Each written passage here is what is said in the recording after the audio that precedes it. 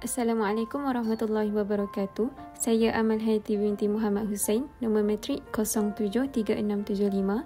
Dalam video ini saya akan menerangkan tentang tajuk tugasan, iaitu 4 tahap mengenal Allah.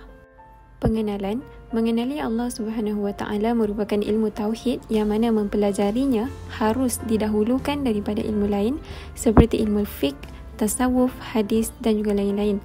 Rasulullah menyatakan bahawa ibadah yang paling utama secara mutlak adalah beriman kepada Allah dan Rasulnya.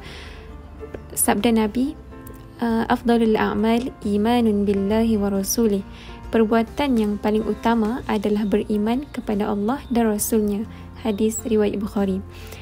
Selain itu, ilmu tauhid merupakan di antara syarat sah diterimanya suatu ibadah, baik itu ibadah solat, puasa, zakat, haji, berzikir dan lain-lain. Ini menunjukkan bahawa mengenal Allah dapat mencapai rasa khusyuk dalam melaksanakan sesuatu ibadah. Seseorang yang meyakini bahawa Allah ada, yang adanya tidak sama dengan adanya makhluk lain, maka ini adalah keimanan yang amat benar. Mengenali Allah juga akan menjadikan diri taat kepada perintah Allah serta dapat menghindarkan daripada perbuatan syirik. Maka adalah sangat penting dan wajib bagi kita untuk mengenal siapakah Allah Subhanahu Wa Taala. Serba sedikit tentang latar belakang video ceramah. Video ceramah Tuan Guru Ahmad Ridauddin adalah sebuah video mengenai akidah agama Islam yang bertajuk 4 tahap orang mengenal Allah, Ma'rifah dalam penjelasan kitab Baqaratul Amani. Video ini berdurasi 44 minit sahaja. Kitab Baqaratul Amani atau nama lengkapnya Baqaratul Amani lil Irsyad Al-Awwam Ahlul Fatani merupakan kitab yang membincangkan tentang akidah ilmu tauhid. Kitab ini disusun oleh Al-A'lim Al-A'lamah Syekh Wan Ismail bin Wan Abdul Qadir bin Wan Mustafa. Video ini dimuat naik oleh sebuah saluran Islamik iaitu Ar-Rahman TV di aplikasi YouTube. Video ceramah Tuan Guru Ahmad Ridauddin merupakan video rakaman secara langsung di Masjid Jami' An-Najah, Padang Serai, Kulim, Kedah yang berlangsung pada 23 September tahun 2020. Penyampaian ceramah beliau adalah terbuka kepada semua masyarakat Islam yang ingin hadir menimba ilmu agama dengan lebih mendalam. Jumlah bilangan penonton video ini di YouTube adalah sangat ramai dan kebanyakannya memberi komen yang sangat positif. Seterusnya adalah latar belakang penceramah. Tuan Guru Ahmad Ridauddin atau nama sebenarnya Ahmad Ridauddin bin Tuan Guru Haji Abdul Wahab dilahirkan pada 15 Safar 1394 Hijrah bersamaan 10 Mac 1974. Beliau merupakan salah seorang Tuan Guru di Baling, Kedah. Ayahanda beliau, Tuan Guru Haji Abdul Wahab Hasan atau lebih dikenali sebagai Ustaz Awang Lanai, merupakan seorang ulama dan tokoh politik di kawasan Baling, Kedah. Beliau adalah anak kelima daripada 8 orang adik-beradik. Dari segi sejarah pendidikannya, beliau mendapat pendidikan awal di Sekolah Rendah Kebangsaan Penanti dan Madrasah Manabi'ul Ulum Pondok Penanti selama 8 tahun syahadah sanawi. Kemudian beliau menyambung pengajian di Pondok Guar Kepayang Pendang selama setahun. Seterusnya Madrasah Al-Ma'mawiyah Bumi Barakah Fatani selama 7 tahun dan menyambung lagi pengajian ke Bumi Aulia Syria selama 3 tahun secara talaqi di sekitar Damaskus atau Damsyik. Antara guru beliau ialah Syahid Dr. Said Ramadan Al-Buti, Prof. Dr. Wahbah Az-Zuhaili, Syekh Sadiq Al-Hanbanakah dan Syekh Mullah Abdullah bin Mullah Rashid Al-Qurbi. Dari segi kerjaya, beliau pernah berkhidmat sebagai Guru Sijil Tinggi Agama Malaysia STAM di Madrasah Manabi'ul Ulum. Pada tahun 2005, beliau menubuhkan sebuah sekolah pondok iaitu Ma'had Ihya Ulumuddin di Mengkuang Titi, Pulau Pinang. Selain itu, beliau berkhidmat sebagai tenaga pengajar kitab Turath secara mendalam kepada para pensyarah dan pelajar di Universiti Malaya serta menjadi penceramah agama di pelbagai negeri. Kandungan video ceramah ini dimulakan dengan pertanyaan, siapa Allah dan siapa kekasihnya? Allah ialah Tuhan yang menerangkan hati-hati kekasihnya dan kekasihnya ialah mereka yang mengikuti Rasulullah, kerana sesiapa yang mengikuti Rasulullah maka dia akan mengikuti Allah. Firman Allah dalam surah Al-Imran ayat 31, katakanlah Muhammad, jika kamu mencintai Allah, ikutilah aku. Niscaya Allah mencintaimu dan mengampuni dosa-dosamu. Allah Maha Pengampun, Maha Penyayang. Muttaba'ah adalah salah satu cara untuk kita meraih kasih Rasulullah. Yang dimaksudkan dengan muttaba'ah ini adalah pengikutan dan pengawasan. Muttaba'ah dalam perbahasan ini terbahagi kepada dua. Yang pertama adalah muttaba'ah zahir dan yang kedua muttaba'ah batin. Muttaba'ah zahir adalah menjunjung perintah Rasulullah. Apa yang Rasulullah lakukan, kita ikut, dan apa yang Rasulullah tidak lakukan, kita tinggalkan. Muttaba'ah batin pula mengikut akhlak Rasulullah secara ringkasnya dengan sifat-sifat mahmudah. Apa pula yang dimaksudkan dengan hati nurani? Hati nurani adalah hati yang Allah menerangkannya ke dalam hati hambanya. Allah yang menerangkan hati-hati kekasihnya dengan nur iman. Iman ini diserupakan dengan nur. Nur adalah menerangkan kita daripada kegelapan zahir seperti siang. Manakala iman pula menerangkan kita daripada kegelapan batin seperti kufur dan maksiat. Terdapat beberapa istilah pada perkataan hati, antaranya adalah yang pertama, hati yang sadrun, iaitu hati yang lebih berkaitan dengan nur Islam. Yang kedua, hati yang qulubun, tempat terbitnya cahaya iman. Yang ketiga, hati yang fuadun, tempat terbitnya ma'rifah. Yang keempat, hati yang albabun, berkaitan dengan tauhid. Dan yang kelima, hati yang syaraf, tempat terbitnya cinta. Kemudian kita masuk kepada tajuk utama video ini, iaitu 4 tahap orang yang mengenal Allah. Tahap pertama adalah di mana seseorang itu kufur di awal kehidupannya sehingga ke akhir hayatnya. Sebagai contoh, Abu Lahab dan Abu Jahal. Tahap kedua pula adalah di mana seseorang itu di awal kehidupannya beliau merupakan seorang yang beriman dan kemudiannya kufur sehingga ke akhir hayatnya. Orang ini adalah lebih baik daripada mereka yang tergolong pada peringkat yang pertama, yang pada akhir hayatnya dia tetap kufur. Sebagai contoh, seperti Barseso dan Bal'aim bin Ba'ura.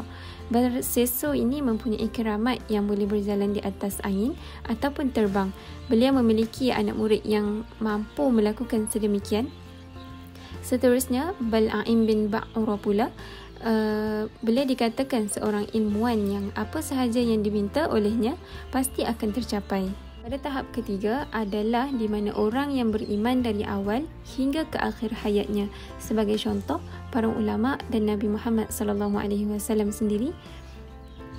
Dan pada tahap keempat, dikatakan bahawa orang itu dahulunya kufur dan kemudiannya dia beriman kepada Allah, dan orang itu amat bernasib baik. Bagi tahap ini terdapat 2 peringkat kekufuran. Yang pertama adalah kekufurannya hanyalah sekejap dan kemudian dia beriman kepada Allah selama-lamanya. Sebagai contoh yang disebutkan iaitu sahabat-sahabat di zaman Nabi Muhammad, seperti Sayyidina Ali yang merupakan sahabat Nabi yang sekejap sahaja berada di dalam kekufuran. Manakala bagi peringkat yang kedua adalah manusia yang kekufurannya lebih lama berbanding keimanannya yang hanya sekejap dan kemudian datang ajalnya. Sebagai contoh iaitu tukang sihir Fir'aun yang mana semasa dia berlawan dengan Nabi Musa AS, beliau mengetahui bahawa ular yang keluar dari tongkat Nabi Musa adalah bukan sihir. Hal ini kerana mereka merupakan tukang sihir yang mahir dan mereka semestinya mengetahui selok-belok sihir. Jadi mereka inilah yang lama berada dalam keadaan kekufuran dan kemudiannya beriman kepada Allah dan dimasukkan ke dalam syurga tanpa hisap. Dalam video ini juga Tuan Guru Ahmad Ridauddin menjelaskan bahawa martabat mengenal Allah terbahagi kepada 5, iaitu yang pertama, ma'rifah. Ma'rifah ini adalah seseorang itu beriman sepenuhnya kepada Allah dengan tahap keyakinan yang 100% percaya bahawa hanya Allah sahaja Tuhan sekalian alam. Seseorang beriman di gelar ma'rifah sekiranya mengetahui dalil dan ia bertepatan dengan waqi', iaitu realiti. Dan yang kedua adalah syak. Syak adalah kafir pertengahan yang mana keyakinannya hanyalah 50% daripada kewujudan Tuhan, manakala 50% lagi tidak percaya terhadap kewujudan Tuhan dan tidak mengiktiraf Allah sebagai Tuhan yang Maha Esa. Dan yang ketiga adalah zon waham. Zon waham ini adalah lebih berat atau ringan terhadap kepercayaan sama ada Tuhan itu ada mahupun tiada. Terdapat khilaf yang menerangkan tentang maksud dan penggunaan lafaz zan atau waham. Namun pada sesi tazkirah ini menyatakan bahawa jika zan waham ini mempunyai keyakinan yang tinggi sehingga 99% terhadap keyakinan bahawa Allah ada, namun 1% yang tidak diyakini itu menghukumkan dirinya sebenarnya sebagai kafir. Yang keempat, mukhalik. Mukhalik adalah pegangan yang meyakini Allah 100% teryakin, tetapi mereka tidak mengetahui dalil tentang kewujudan Allah kerana hanya mengikuti orang lain. Imam Sanusi menyifatkan bahawa mukhalik ini sebagai kafir, namun pendapat ini khilaf di sisi Imam Syafi'i. Yang kelima, jahil. Jahil digelarkan bagi seseorang yang tidak mempunyai pengetahuan walaupun sedikit tentang ketuhanan mahupun dalil. Ulama bersepakat bahawa jahil ini dihukumkan sebagai kafir. Terdapat dua jenis jahil, iaitu jahil basit dan jahil muraqab. Jahil muraqab adalah kejahilan yang diiktiraf kepada seseorang yang tidak mempunyai ilmu tentang sesuatu namun enggan mengakui dirinya tidak tahu. Dan jahil basit ini pula adalah kejahilan yang mana seseorang itu tidak tahu dan mengakui bahawa dirinya tidak mengetahui tentang sesuatu itu. Ulasan daripada video ceramah ini ada menyebut tentang siapa Allah dan kekasihnya. Allah adalah Tuhan yang berkuasa memegang dan menerangkan hati kekasihnya, yakni mereka yang mengikut Rasulullah SAW, kerana sesiapa yang mengikuti Rasulullah secara automatiknya dia akan mengikuti Allah. Okay, di samping itu, dengan pengertian mutaba'ah yang saya terangkan tadi, kita dapat mengetahui bahawa ciri-ciri hati yang dekat dengan Allah mempunyai 5. Yang pertama adalah hati yang sadrun, qulubun, fawaidun, albabun dan syaraf.